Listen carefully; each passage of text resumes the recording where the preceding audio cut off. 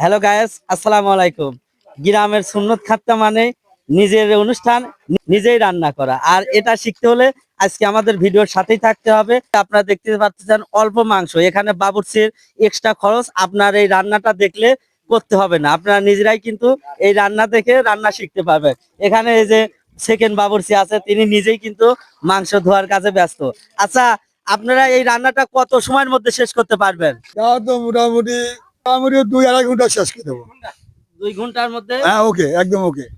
Guys, আপনারা জানতে পারলেন এই মাত্র 200 লোকের অনুষ্ঠানে কিন্তু তারা 2 ঘন্টার মধ্যে রান্না শেষ করে দিবে। আমরা এখন চলে যাব মেন বাবুর্চির কাছে, তার কাছ থেকে জানবো যে এই 200 মানুষের জন্য রান্না করতে কি কি প্রয়োজন হয়, কতটুকু মশলা দিতে হয়, সেটা আজকে আপনারা তার কাছ থেকেই জানাবো।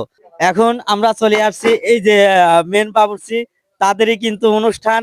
এখানে কোনো বাবুর্চিকে ভাড়া করা হয় নাই, কোনো এক্সট্রা টাকা খরচ করা হয় নাই।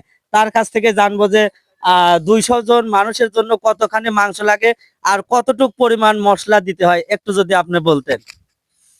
200 লোহে 2 মণ গোস্ত লাগবে। আর তেল মশলা ধরেন লাগবে 3 কেজি করে তেল।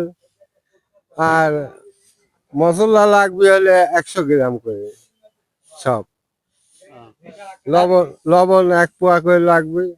পেঁয়াজ কতখানি দিতে পেঁয়াজ হয়? 2 কেজি। মরিচ? মরিচ হলে 200 গ্রাম। মরিচ 200 গ্রাম। হ্যাঁ।